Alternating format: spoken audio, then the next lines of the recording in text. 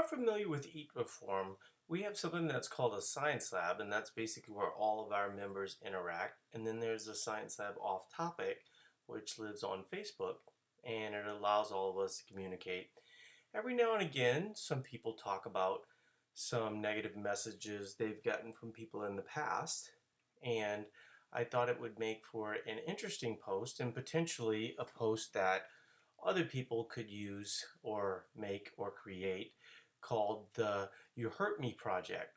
And the basic idea of the You Hurt Me Project is to kind of get out a story from the past that you've moved on from that might help other people. And so I thought I would share one from my past. Now, in defense of my father, okay, he was younger person. He's actually, at the time that we're talking about, he would have been younger than I am right now. So he was also sort of a raw nerve, and I think he's worked through a lot of that stuff. And certainly this moment changed things for our relationship a lot. And he and I have a very positive relationship because of, well, a little bit because of what happened in this story, but also because we both have matured. And so at the time, I was making my money as a ticket broker. I was in college and just, you know, you know, trying to get through college. And so I would travel the country working big events and then buying and selling tickets, for to athletic events or concerts or something of that nature. So he and I were in Chicago, sort of impromptu. I wasn't necessarily thinking that I would be making money, but once we got there, I realized that it was kind of an opportune type of thing, and so I just kind of clicked into business mode and started buying and selling tickets. This was for the Chicago Cubs game, and then my dad's like, "Hey, can I help you?" And I was like, "Yeah, sure, why not?" And so he was able to get me a couple sets of tickets, um, which honestly I would have been able to get without him, but I thought it would be fun to have him kind of be part of the deal. And there was no like agreement or anything of this nature. Um, and we ended up sitting behind home plate at Wrigley Field, so I figured that was going to be payment enough. And I think what was kind of going on in his head was he was traveling from New Orleans to Minnesota, and it was starting to get expensive, and uh, that was weighing on him a bit. And so he was a little surly as we were driving from Chicago to Minnesota to bring me home, and we got into an interaction. And he was like, "Hey, are you going to pay me for doing this work for you?"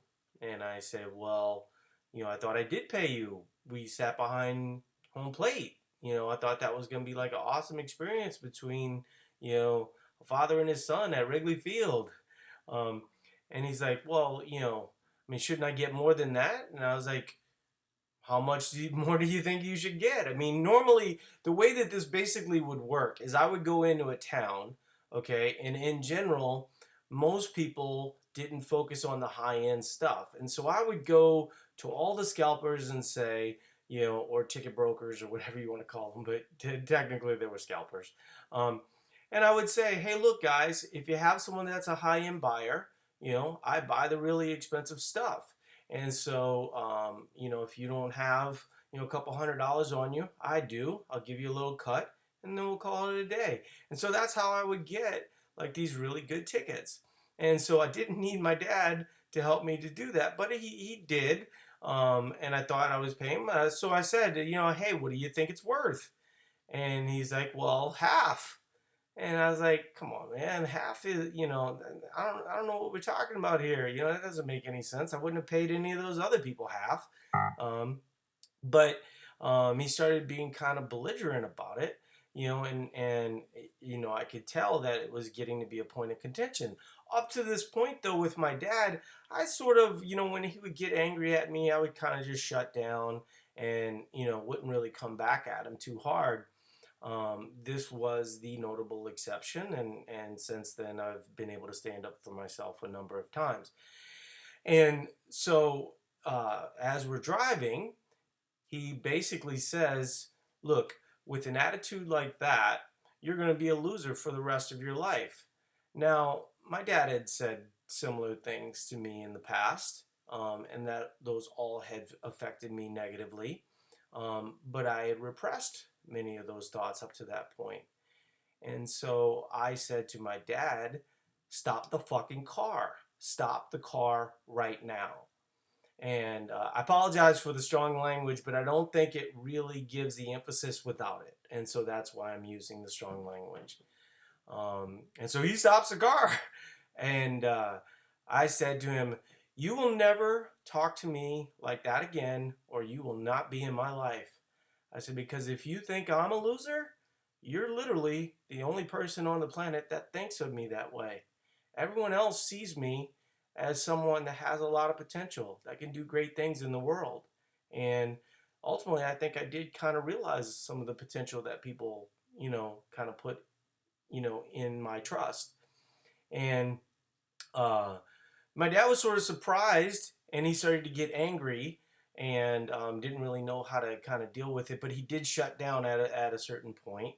And at a certain point, he did apologize because he realized that he was out of line, and I ended up staying in the car and we, drove back to Minnesota because, I didn't want to take the bus back to Minnesota, that's for sure. Um, but the the important part wasn't that I stood up to him from his perspective. It wasn't how I changed him.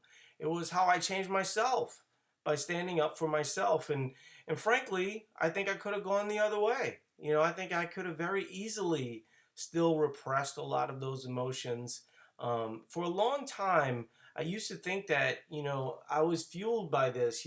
People say, well, haters are my motivators. And I used to kind of think like that. I don't think like that anymore. I think that, living that pool of negative emotion always pulls you down eventually. And so since then, I try to keep negativity out of my life and I try to let people know that when negativity rears its ugly head, don't talk to me like that. I'm a human being and you're going to treat me with respect. And if you don't treat me with respect, you won't be in my life. And that's just the rules. That's the way this works, you know? And so uh, I don't know that everybody is there. I have a feeling that, other people telling a similar story might still be caught up in the emotions of, someone saying something negative to them when they were a teenager. This was my early 20s, so this was a long time ago. Um, but I thought it might be helpful if people had a venue to kind of get emotions like this out. And then I think it might also be helpful for other people to see that, your soccer coach, said something negative to you in the past, or a volleyball coach or football coach or, whatever. Um, I think too often we focus on the negative emotions and don't focus on the positive things that goes on a daily basis throughout our lives. So I hope this helps. I'd like to see more videos if people are interested in doing them, and if this ends up being the only video in the You Hurt Me project, then that's fine too. But I think ultimately you kind of get the general gist of the thing, and be nice to my dad when you see him. He's actually a pretty cool dude.